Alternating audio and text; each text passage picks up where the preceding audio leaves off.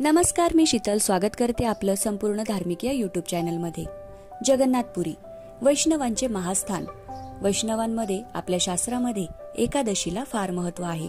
एकादशीचे महत्व सांगणारा युधिष्ठिर आणि भगवंत यांमधील संवाद देखील आहे। शैव असो की वैष्णव, एकादशी सर्वांसाठी मोठे व्रत आहे।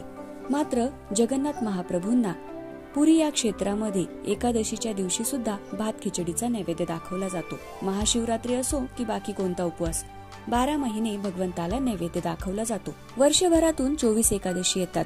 दर महिन्याला 2 एकादशी असतात। एकादशीच्या दिवशी भात किंवा खिचडी हे वर्ज्य असते। त्यामागे एक पौराणिक रंजक कथा आहे। ती म्हणजे एकदा मेधा ऋषी हे देवी शक्तीच्या क्रोधापासून वाचण्यासाठी स्वतःच्या देहाचा त्याग करतात। तो दिवस होता एकादशीचा आणि त्यानंतर त्यांचा जन्म झाला तांदुळामध्ये। त्यामुळे एकादशीच्या दिवशी तांदूळ खाणे वर्ज्य मानले जाते। त्याचप्रमाणे वैज्ञानिक कारण म्हणजे तांदुळामध्ये पाण्याचे प्रमाण म्हणजे जलतत्व जास्त असते आणि एकादशीच्या दिवशी आपण जो उपवास करतो तो भगवंताशी एकरूप होण्यासाठी आणि मनाची चंचलता दूर करण्यासाठी करतो। परंतु या दिवशी भात खाल्ल्याने मनाची चंचलता वाढते असे म्हटले जाते। पण जगन्नाथपुरीला एकादशीच्या दिवशी भात आणि खिचडी हा नैवेद्य भगवंताला दाखवला जातो। एकदा ब्रह्मदेवांनी भगवान जगन्नाथांचे दर्शन व त्यांचा महाप्रसाद खाण्याची इच्छा व्यक्त केली। ते जगन्नाथपुरीला आले आणि प्रभूंच्या नामस्मरणामध्ये इतके दंग झाले की इकडे महाप्रसाद संपत आला आहे याचे त्यांना भान नाही राहिले। नंतर ते भानावर आले तेव्हा त्यांनी बघितले की समोर एका पानावर महाप्रभूंचा थोडासा प्रसाद पडलेला आहे आणि एक कुत्र ते भाताचे दाणे चाटत आहे। त्यावेळेला ते कुठलाही भेदभाव न करता त्या कुत्र्यासोबत जाऊन तो महाप्रसाद खायला बसले आणि त्यांनी ते भाताचे दाणे खाल्ले। त्यावेळेला जगन्नाथ महाप्रभू त्यांची भक्ती बघून त्या ठिकाणी प्रकट झाले आणि त्यांनी ब्रह्मदेवाला सांगितले, तुमची ही भक्ती बघून मी खूप प्रसन्न झालो आहे। माझ्या या जगन्नाथपुरीमध्ये जो कोणी माझ्या दर्शनानंतर हा प्रसाद खाईल त्याला मोक्ष मिळेल आणि जो कोणी दर्शन करेल त्याला हा प्रसाद खावाच लागेल, कारण माझा हा महाप्रसाद माझ्यापेक्षाही मोठा आहे। एकदा एकादशी देवीने जगन्नाथ प्रभूंच्या या महाप्रसादाचा अनादर केला होता।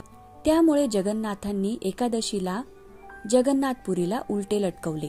आजही आपण दर्शनासाठी गेला तर जगन्नाथ प्रभूंच्या मंदिराच्या मागे एकादशी उलटी लटकवलेली आहे। त्यामुळे एकादशीच्या दिवशी जगन्नाथपुरी या तीर्थक्षेत्रामध्ये विपरीत आहार केला जातो। जगन्नाथपुरीच्या महाप्रसादाची विशेषता अशी आहे की हा महाप्रसाद घेण्यासाठी आणि प्रभूंच्या दर्शनासाठी दररोज 8000 ते लाखो भाविक दर्शनासाठी येतात आणि तो महाप्रसाद ग्रहण करतात। हा महाप्रसाद चुलीवर तयार केला जातो, तो मातीच्या भांड्यांमध्ये। मातीचे भांडे एकावर एक रचून 7 भांडे ठेवले जातात। परंतु याची विशेषता अशी की हा महाप्रसाद म्हणजे वरच्या भांड्यातला प्रसाद सर्वात आधी शिजतो। हे या ठिकाणचं अद्भुत असं वैशिष्ट्य आहे।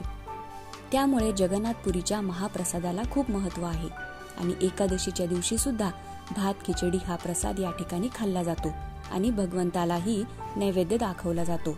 भगवान जगन्नाथाचा प्रसाद ज्या ठिकाणी तयार होतो त्या स्वयंपाकगृहाला जगात सर्वात मोठे मानले जाते। जगन्नाथ के भात को जगत पसारे हात ही म्हण या ठिकाणी लागू पडते।